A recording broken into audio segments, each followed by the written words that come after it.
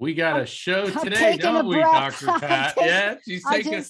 I just took a breath. You know, I took a breath. I got to caution everyone. Dr. Pat is fired up today, and for good reason. Dr. Pat, let him have it. I just took a breath.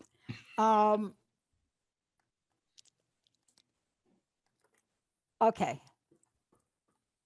Today is a very special day. So can we start with that? Let's start with that. And today's show is a live call-in show for everybody. Not only is the live call-in show 1-800-930-2819. I think Jacob's over on Facebook, and you know he's going to be able to watch what's going on over there and comments that come in. What I want to say to everybody is it is a live call-in show, and we are going to do readings. We are going to do connections with you. We're going to be doing all of that. But it's also, my phone is already ringing. It's also a really important show for a lot of reasons. One, Mark and I decided, right, Mark? Yep. Today is Thursday, August 26th.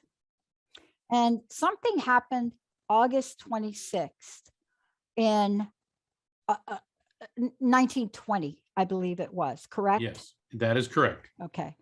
And it's the anniversary of the 19th Amendment giving women the right to vote. Now, I was almost going to be a little bit cautionary during this show. And one of the things that I realized about being cautionary, and can I just tell you what I just did? And then you can chime in. And Rocky, I think, is here too. Rocky may want to get in on this. I don't know if Rocky's going to want to get in on this or not. I've been a broken record on something. Every show where I'm talking about equal rights or I'm talking about, you know, I remind everyone that this is not something from 100 years ago, although we are celebrating on the 20th, August 26th. We are talking about the right to vote in 1920. We're talking about your mama, my mama, Rocky's mama, maybe our grandmamas. We're talking about these women that raised us, right, Mark? Yes. So whenever we talk about history or herstory, and we bring it to the current, and I work with young women. I work with women that are 20s, 30, whatever. Something hit me today. Can I tell you what it is? I'm all ears, Dr. Pat. Okay. This is a day to celebrate women's right to vote. It's also a day to remember what we don't have, not just women, but I'm talking about other people. If you think that the domestic partnership, LGBTQ, whatever you want to call it, same-sex marriage, if you think for 1 minute that that piece of state legislation is changing the landscape of what's happening across this country now, that is not correct. It was a major effort. And today I got accused of being a broken record about one thing. Now, can you even imagine me being a broken record about one thing? Not at all. But I love people that are broken records, because how many broken records helped get Medicare for all? No, we don't. Oh, sorry, we don't have that. Oh, that slipped. Oh, that's Freudian. That must be a psychic moment. But how many broken record people got Medicare on the books? How Right. many broken people fought for Medicaid? How many broken people fought for this bill, this amendment? What do you think it took, Mark, from your perspective? Let's have you talk about it. What do you Well, think it took from your perspective? And by the way, in 1971, when Women's Equality Day was passed, thank you, Representative Bella Abzug. I was there, dude. I was there, wow. right? 1971 and passed in 1973. Bella Abzug. She is the queen of broken record statements. That's what happened. From your perspective, here we are today. Let's celebrate. It's important to realize that, first of all, political change, it always lags behind social developments. And let's face it, since we're talking about Women's Equality Day, I saw a bumper sticker recently. I was driving and it said, "Well-behaved women seldom make history." And I started laughing. And think about it. Susan B. Anthony, Carrie A. Nation, Bella Abzug, I mean, all these women activists and activism in general. It's ridiculous to think that it took until 1920 for half the population in this country to be granted the right to vote. And for me, I've always found this sexism. I've never understood it, and I guess it's because I had female professors in college, in law school. I've worked with female attorneys. I've had female bosses. To me, women were just part of my world, and they were always part of the decision-making process. But in the generation before me, that wasn't the case. I mean, if you look at a show like Mad Men, all right, Mad Men, yeah, I know you're laughing. It was a great show because I think it very accurately depicted the sexism in the late 50s, early 1960s. The male executives, they called them Mad Men because it was the advertising executives on Madison Avenue, New York. All right, so the man would come in, smack a secretary on the fanny, "Hey, baby, get me a cup of coffee," And first, now, if you did that, you end up getting arrested. But it was this culture of treating women in second-class status. And it took until the 1920s. And even to this day, we're still talking about voting rights. I mean, this is ridiculous, but this is also the world that we live in. So 101 years ago today, the 19th Amendment, which granted women the right to vote, was finally passed enacted. Yeah. So I want to tell you, the statement was made to me, and I'm so glad it was made to me, because I had a moment where I had to face myself. So the statement today that was made to me was, "You sound like a broken record. You're going to talk about this thing again, right? you're going to talk about, you're going to bring this thing up, and you're going to talk about this this legislation that legislate this bill that hit the Congress, hit the Senate for equal pay for women a couple of months ago, right? Right.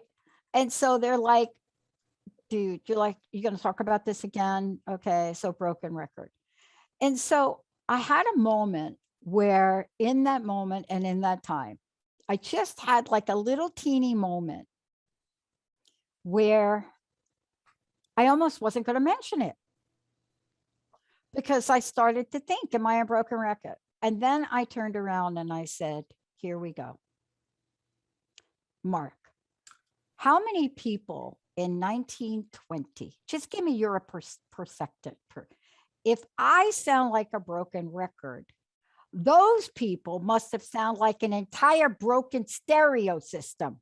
Absolutely. And the thing is, the 19th Amendment didn't happen because people mentioned it once. We want the right to vote. No, okay, so we'll sit down.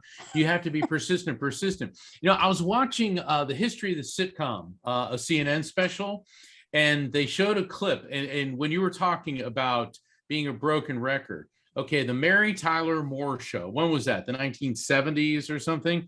And they showed a clip where Mary goes into her boss's office, Lou Grant. She said, why am I being paid $100 a week less than the man who held this position before me? And he goes, because you're a woman. Okay, and you hear the laugh track. Okay, so that was in the 1970s. That's almost 50 years ago, I guess, when that particular episode aired. So Dr. Pat, you're not the only broken record. If this was being brought up in a sitcom, and sitcoms are clever ones anyway, like Mary Tyler Moore and the Norman Lear programs, and the ones that basically reflect society and comment upon it through humor. If that was an issue 50 years ago, why is it still an issue today, and why haven't things changed? I mean, I've always believed equal pay for equal work. I remember I had an administrative assistant, and she had a cartoon taped next to her computer in her workstation, and it showed this woman holding all these books and files, and it says, what does the work of 5 men, 1 woman? And it cracked me up, but think about it. Women are half the population of the world, give birth to all of the world, and yet have been relegated to second-class status. And the only way that's ever going to change, Dr. Pat, is by being a broken record. And for people who don't know what that means, a broken record, in ye olden days, we had these things called records, and we'd put them on a record player. And if there was a scratch in it, it would keep repeating. So that's where the expression broken record came. I guess now it would be a loop in the computer program's flowchart. But I do want to correct myself, because I've been calling it something it's not. And I do want to correct myself because I think it's important. So I want to be clear for everybody. What I'm the broken record on it is the House bill that passed, which is called the Paycheck Fairness Act.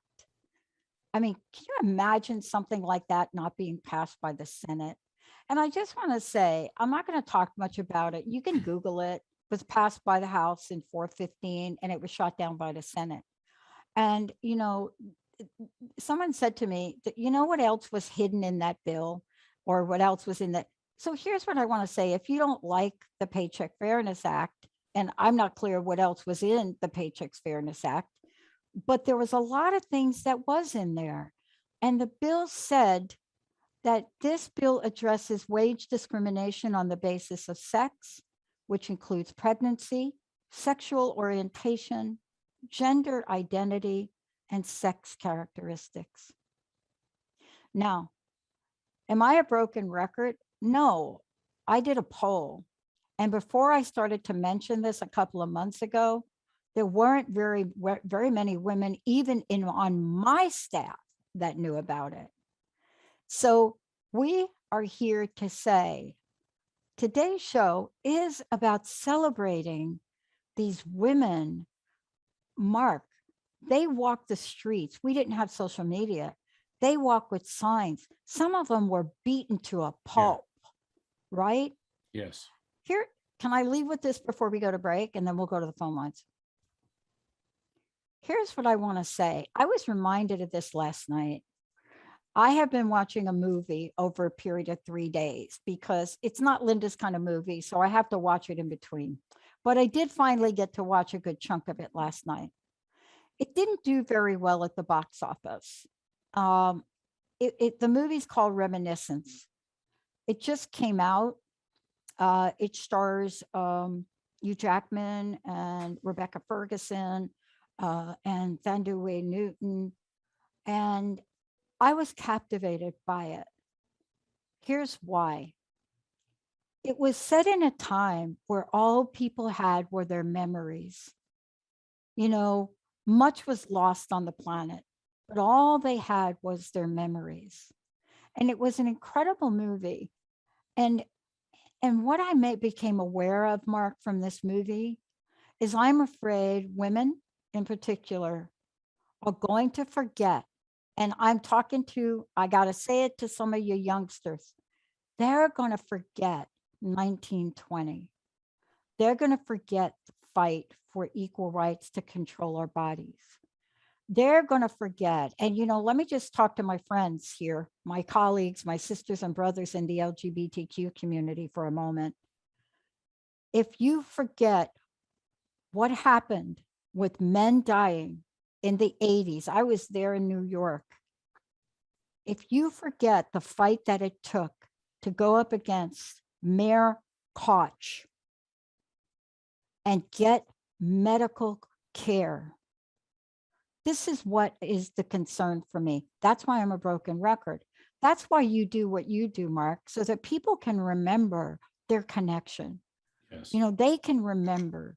Some of the people that are connecting today on the show that you're going to connect them with, they probably were some of these people that were in the fight, right?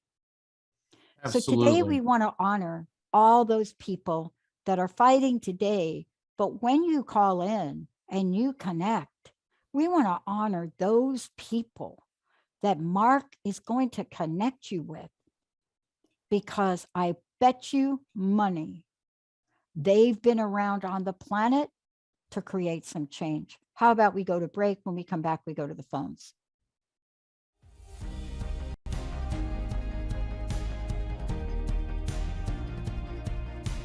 Hi, I'm Mark Anthony, co-host of the live stream show, The Psychic and the Doc. My co-host, Dr. Pat Baccili, is the founder of the Transformation Network, which produced this promotional video in honor of the 40th anniversary of the founding of IANDS, the International Association for Near-Death Studies. September 2nd through the 5th is the IANDS 2021 online conference, featuring over 120 speakers and panelists, including the top near-death experience researchers in the world. This year's theme is Past Reflections, Present Enlightenment, and Future Illumination. On Thursday, September 2nd, I'll be conducting a spirit communication event to connect random attendees with their loved ones in spirit. Then on Friday, September 3rd, I'm presenting my keynote talk, The NDE Zone, Connected by the Light from the Cosmic to the Subatomic. And I'll be giving a sneak peek preview of my upcoming book, The Afterlife Frequency. Tickets for IANDS 2021 online conference are going fast. Get yours by visiting iands.org. That's IANDS.org.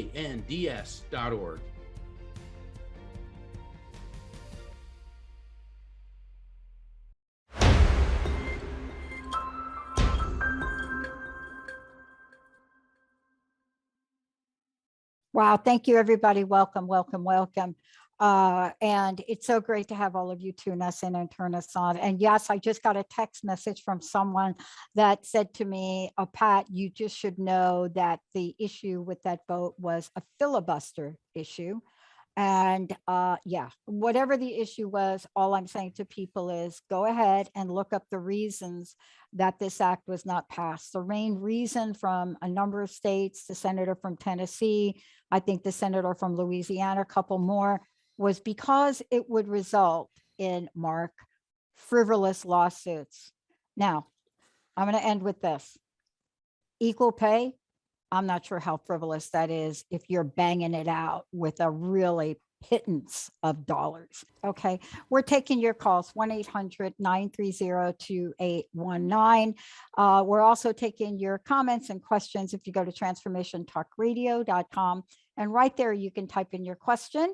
And certainly if you're on Facebook.Transformation Talk Radio, you'll be able to kind of punch in over there and see what we're doing and how we're doing it. Let's just talk a little bit. If you could just fill us in. And I got a question for you, Mark, on this. Okay. You've done a lot of readings, connections with people. Yes. You know, you've got multiple books. You got a new book coming up. You're participating in a conference. All of these things are happening. But the question really is, you know, I don't think I'm that far off when I say, I bet some of the folks that you've connected other with have been some of those people that have pounded the pavement. Absolutely. You know, every generation has its struggles, has its turmoil. And, you know, when my father passed, as I was getting ready for his service, and I was putting together a film. And so I was looking at all these pictures, and, you know, I thought of my parents as mom and dad. You know, I thought of them as senior citizens because that's how I knew them. And I came upon all these pictures when they were dating and they were like 20 years old. And it was like, oh my gosh. I mean, I was looking at my mom, it's like, she was gorgeous. And I was looking at my dad, it's like, yeah, he was a Navy SEAL, and he, you know how Navy SEALs look. And, you know, it just occurred to me that, you know, everybody has a controversy. Everybody has a turmoil. Everybody has their great challenge. And, you know, we tend to think of our loved ones in spirit, especially the ones that were older when they passed. They weren't always old. Okay. Your grandparents weren't always sitting on a porch knitting. At one time, they were in their 20s and their teens, and they got into all sorts of things, but they also had their problems then too. And so a lot of the spirits that I've connected with, particularly when you start going back generations, they did face a lot of, I connected with, I did a reading for this woman, and her father came through, and I said, well, he's very dark skinned, and I feel this plane and I feel like he's crashing. And there's this guy next to him wearing overalls. And she goes, oh my God. She goes, my dad was one of the Tuskegee Airmen, and on a training mission, he crashed his plane into a cornfield. And the farmer was this older guy that was wearing overalls, came and pulled him out of the plane. And both spirits came through. And it's like, wow. And what was really interesting, this was in an era of segregation and discrimination, but that farmer didn't care. He saw a U.S. airman, and he was going to save them. So, but it was fascinating when I connect with people from generations before who lived in a world that thankfully we can't relate to. You know, and when you're saying, Dr. Pat, you know, are they going to forget 1920 and all that? Well, historically, that's not good. But on another hand, isn't it great that girls today don't have to worry about the ability to vote, and someday won't have to worry about equal pay for equal work? You know, we have a show that's starting. It's coming up. It's going to be, we have a number of new shows coming up, and I can't tell you how amazing they are. One of them has 3 hosts with them. And and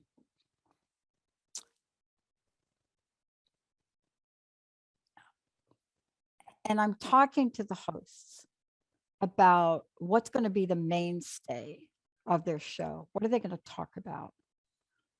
And one of the women who brought the other two women together, talked about there's going to be a question. And I'm going to just give you what the question is, and I'm not going to use real names until the show comes out.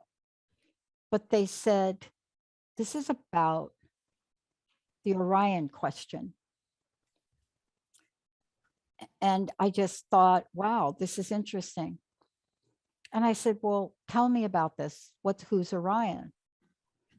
And they said to me, Orion is my grandson.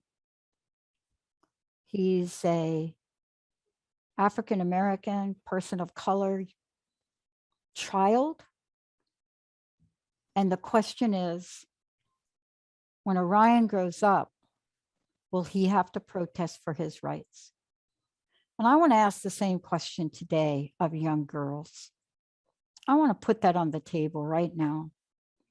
And you could call it the Jessica question, or the Caitlin question, or you could call it the Cassidy question, who I know, very young, beautiful child. I knew her when she was born. When she grows up, is she going to have to protest the streets like I did growing up, like you did growing up, and perhaps like the people that have passed, the people that have made their transition, those people that were in the streets when I was a teenager? That's the question we're asking on this Equality Day. Do we have the courage to stand up so that Orion, Cassidy, Mandy, these young people, these young babies, Carolyn, so that they don't have to walk the streets with signs and face hate and fight for equal pay and get rocks thrown at them and tomatoes thrown at them? So this message is for every one of you out there that are not aware of the Equal Pay Act. Please get aware of it. That are not aware of what your grandchildren and those that have come by, your grandparents, your grandmother, your grandfather, your great-grandmother. Maybe some of you had these folks walk in the streets in 1915, 16, 17, 20. Maybe 1971 and 73 with Bella Abzug. Today's level of awareness is tomorrow's future for your children. Mark, before we go to the phones to talk to Mary, can you let folks know what you're up to? Oh, I've got a lot going on, and next week is the IANS 2021 online conference, the International Association for Near-Death Studies. I will be presenting an afternoon of spirit communication on Thursday, September 2nd, and then on Friday, September 3rd, at 8 p.m. Eastern, I'm giving a talk called the NDE Zone, Connected by the Light from the Cosmic to the Subatomic. And I'm one of 120 speakers. However, I'm also one of the keynote speakers. And if you want to find and get tickets, they're still available at IANDS.org. On September 18th, I'm doing an online event with Spiritual Awakenings International, and I'm presenting Debunking Death, the Science of Reincarnation. And that's always a very popular topic with a lot of people. And my new book, The Afterlife Frequency, is coming out in October. So not just the Psychic and the Doc every week, we'll be talking about my book as well, but I've got a lot of other media appearances. So if people want to find out about those, sign up for my newsletter. Please visit afterlifefrequency.com. So, Dr. Pat, I understand that the technical issues have been worked out with our caller, Mary. Yeah, Mary, welcome. You're live on the Psychic and the Doc. She's right now. Hello. Hi, Mary. You're live on the Psychic and the Doc. Yes, hi. Hi, Hey. Pat. Mark, can you hear me? Yes, we got you. Hi. How are you?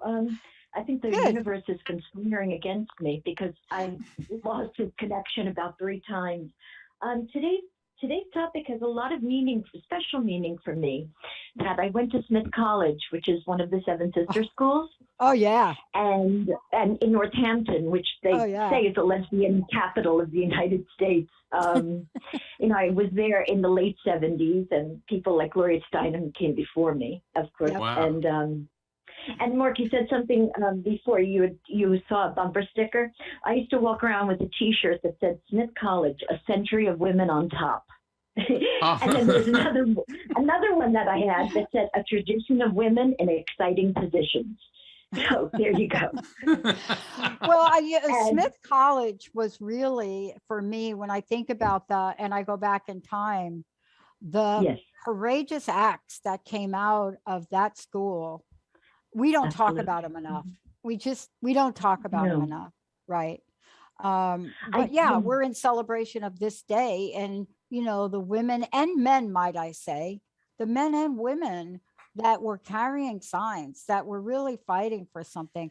And I think this is important. And that's why with Mark connecting today, there are many people that have transitioned that were also in fights for equality in so many ways. So let's see what we can do for you. Thank you for calling back. Well, I'm Italian, and my great-grandmother, my grandfather's mother, was murdered in Italy because her husband we'll talk about equality. Her husband had come to the United States for a job to make some money. He left her and the children behind. And she had an affair or fell in love, I don't know, with the village priest. Her father beat her to death, and nothing was done to the priest. So, Pat, Mark, when we talk about equality, does that not blow your mind? Oh, can I just chime in for a minute? I know I'm going to get an email on about what I'm about to say. I don't think it hasn't stopped yet, Dr. Pat. Go for it. Okay. I don't think that's changed in 2021. Oh, really, Pat? Think about Pat, she was killed by her own father's hand. I know. And my grandfather was left, he was an orphan. But think about what we don't hear about. But, honestly, what you said, what did you say? Nothing happened to the priest? Did you say that? Nothing happened to him. And that's what I mean. That's what I mean. Does that not blow your mind? And it was such a shameful thing that no one talked about it in our family. It was only my grandmother who told us years and years later this story, because my grandfather never, ever said a word. Oh my God. My heart goes out to you. It was, I know. Isn't it the most horrible thing? I used to think about it and cry for him, to think that he had seen this. Anyway, and on top of it all, I have 4 children, and I raised my youngest son is gay, and he's out and proud, and he makes no apologies for who and what he is. And see that nor should he. Oh, absolutely. I was like a mama bear when it came to school. If anyone dared use the F word, and I don't mean the one that we know what you mean. We know what you mean. You know the one I'm talking about. Yeah. And I would just go ballistic. So he, I'm very proud of him, though. I would take him to manis and petties with me. And this one story, he would pick out polish. And one day he said, I'll take that pink polish. And I know the ladies were talking about him. I don't speak Vietnamese, but I knew they were giggling and whatever. So I said, Josh, are you sure you want that color? Maybe we should go with black or navy blue, like rocker. And he looked at me and he said, Mom, if they don't like it, they're not my friends anyway. I'll take the pink with glitter, please. And that's what he did. Yeah. Wow. Thank you so much for your support. Thank you so very, very much for your support. Oh, you're welcome. But I'm an ally. I adore gay people. I love gay men. I remember when I was practicing law, I was representing this family, and they were real country, real, center of the state Floridians. And I don't mean that in any negative sense, but, the dad talked like this, and, he was a redneck to the fingertips, and the mama, she worked at this here cafe, and their son, I noticed that her son would always stop and talk to my secretary. And then she came to me and she goes, Mark, we have a situation here. And I go, what? And she said, I'm just going to make up a name. Pat, we'll call him Patrick. Okay. Patrick is gay, and he's terrified that his, to tell his parents, and he Yeah. wants us to be there when he tells them. And I'm like, okay, that's usually not in our job description, but Right. I said, let's do this. Okay. So we, I had a conference room, and at the time I was also not just an attorney, but a certified mediator. So we brought in mama and daddy, and they're sitting at one table, and this kid's sitting there next to, he was like trembling, and my secretary was sitting next to him, holding him. And I said, there's something, and I wanted to set this up in an environment, and your son has something he needs to tell you. And he goes, Mom, Dad, and my secretary's hugging him, and I'm like getting like, I don't know what's gonna happen. He goes, I'm gay. And his dad goes, well, we know that. And his mother goes, oh yeah, we were wondering when he was gonna tell us. And he was like, you're not mad? They go, well, it's not like we're, that's what we ordered, but that's who you are. We love you, and it was great. And I was like, oh, thank God, because I didn't know how. God. That's so funny, Mark, because my son, who was very feminine, he came home from school and he was about 13. He said, Mom, I need to talk to you. I have something really important to tell you. Now, he was young. He was about 11. And I said, you're gay. He said, oh, you took the surprise away. I said, Josh, do you think I'm blind? Ask me hello. Well, the thing is, I was so happy, though, that I was able to be there, and my secretary, for this young man, because there's a lot of kids where it doesn't go that well for them. I know. And Dr. Pat, you were in New York City at a time where if a kid said to mom or dad, I'm gay or lesbian or trans, or, they got beaten and thrown onto the street. And apparently this still does happen.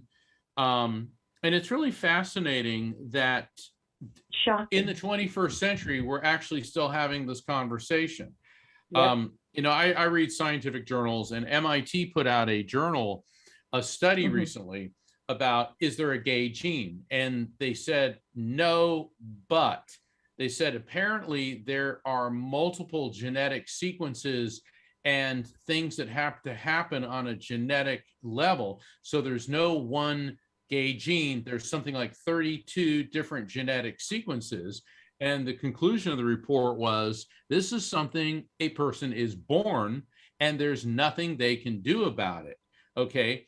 So, I mean, there's an old joke, and I'm sure I'm going to get emails from saying this, that why is it better to be Black than gay?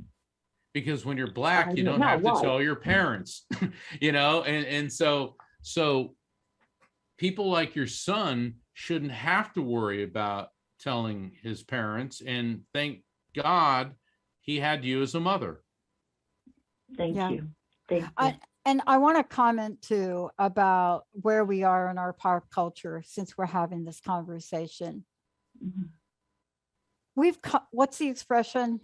We've come a long way, baby. Yeah. But here, Mary, is why I love that you called in. Here's why I love why you called in. I'm going to be a broken record again. And I got schooled by Jessica and Linda before the show. I did a poll, an informal poll of women I know, and some women I didn't know that I just talked to on the phone, right? I talked to a lot of people throughout my day. And I just asked a simple question. I said, do you think women are covered federally for equal pay? That were right. And most of them looked at me and said, I say no. Well, right. But most of them said, I'm not sure. I said, did you know that there was a bill that passed the Congress in April? Oh, no. I said, do you know what happened when it got to the Senate? And most of them looked at me and said, wow, that's got to be good news. I said, no, it didn't pass the Senate. It passed by one vote, but the filibuster law kicked in, needed 60 votes, so it never got through. And do you know what the percentage of women that knew that? Do you have any idea? I mean, this became I didn't know. I bet it's really small. And I like to think I know these things. barely 1 out of 10 knew. Wow. And when I Barely. talked to them about it a little bit more, and I said, look, maybe as a white woman, you're thinking you're doing pretty okay, but let me just be clear about what's happening.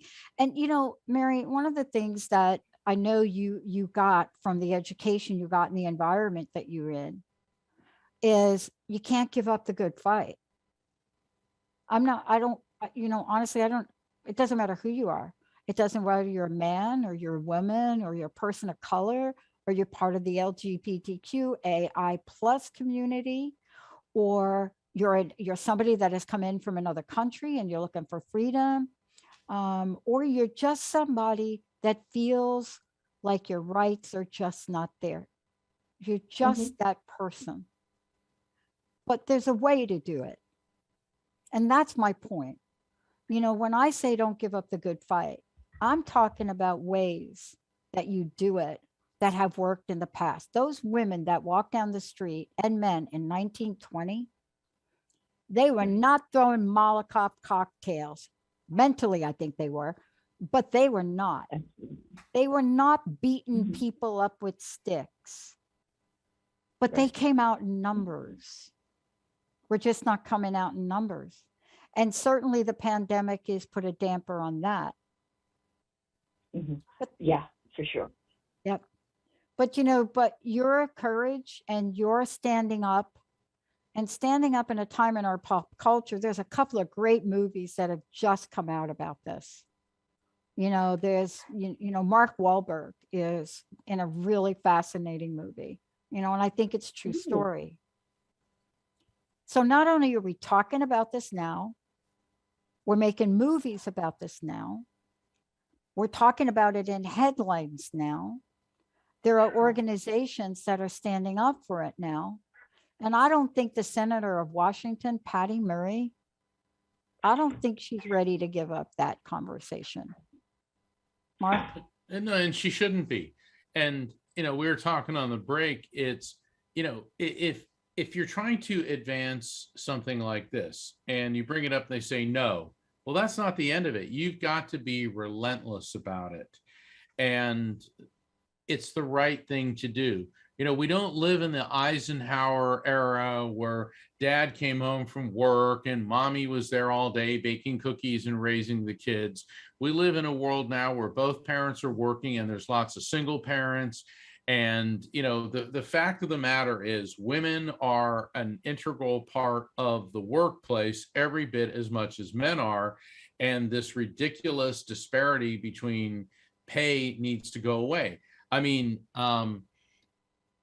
I just don't understand how we're still having this conversation, but we need to continue this. So, Dr. Pat, being a broken record is a badge of honor. And you don't give up.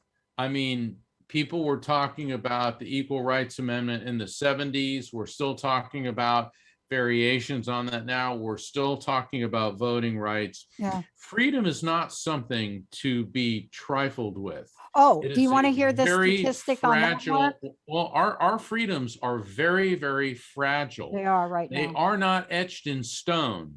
And, we saw on January 6th, that there was a movement that wanted to destroy our separation of powers in our system. And I know we try to not get into those type of politics, but that was a wake-up call for the whole world, how very fragile the great experiment in democracy is. I'm sorry, go ahead, Dr. Pat. No, you're right on with this, but you mentioned something I just want to point out that I didn't talk about in another broken record moment. I also asked, do you think women have equal rights? No. And but I asked that question. Do you think there's a federal law on the books where women have equal rights? And across the board, I mean, it was like, of course we do. But you see, the key is there's not enough people in the Gloria Steinem role, like Mary. Those women were crazy people in the media. Every time you gave Bella Abzug a microphone.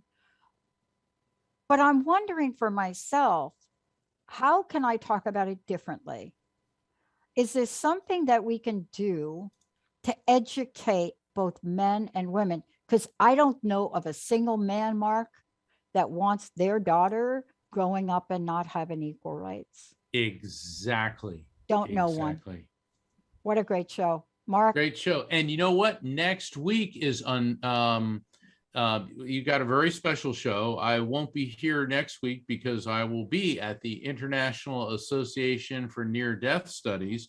But the week after that, I'll be back and we'll be doing another call-in show. So we're looking forward to me doing readings, and Dr. Pat with her intuitive and street smart spiritualist behavioral psychologist insights. But next week you have a lot of readings. We've got 2 greats from the astrology world coming in. And if you don't think you want to know something about astrology and signs, about where you're going from now to the end of the year, please don't miss this show.